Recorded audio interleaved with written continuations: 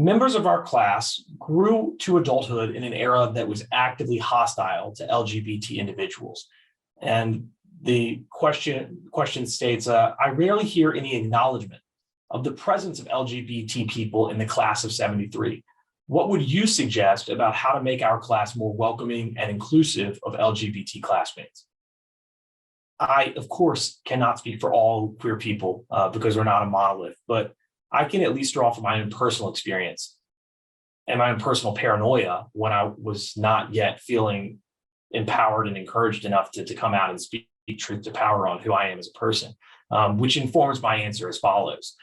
For one thing, I would encourage you all to be proactive and thoughtful and as empathetic as you possibly can be around these topics, because for any individual who is up against a countercurrent pushing more powerfully against them than they singularly can push back, telling them, don't speak up, don't be yourself, and don't speak truth to power about what's just intrinsically true to your existence.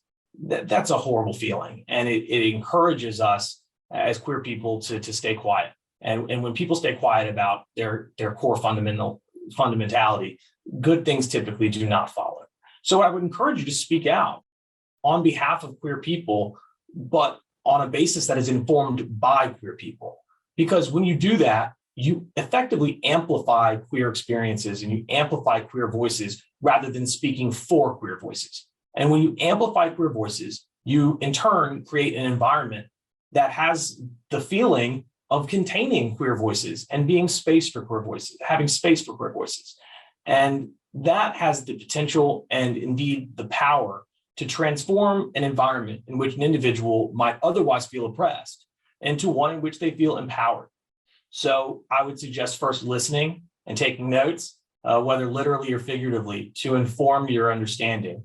That in turn will allow you to create pathways to empathy. And once you've created those pathways, you'll relate on a level that enables you to speak up in a capacity that empowers your queer friends and colleagues. I think that answer, Taz, also extends to you, the youth in your life, right? The youth in your life see you doing that and speaking on these issues in a positive way. You're also signaling to them that you are a safe space should they need one in the future. And, you know, and I like think back on my childhood, and I can remember very specific moments, you know, of seeing LGBTQ representation or people speaking up in favor of LGBTQ rights. And like, even though I didn't know I was part of that community at the time, it's still stuck in my head. And so by the time I was coming out, I kind of knew some more of the safe spaces. So you never know who's listening and who's going to be impacted by that allyship.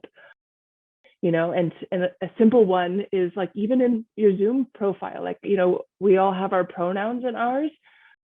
As someone who does present as somewhat gender nonconforming, right?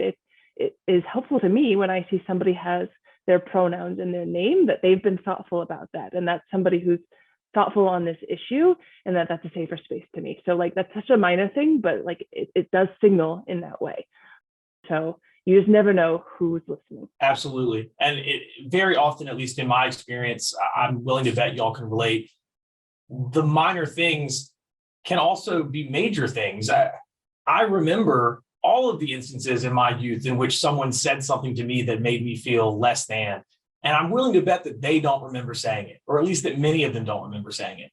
And that's what a microaggression is in many respects. It's the notion that for those who carry privilege with them, their actions are effectively ineffectual. But for those who are marginalized, those actions are not ineffectual by any means. They are compounding.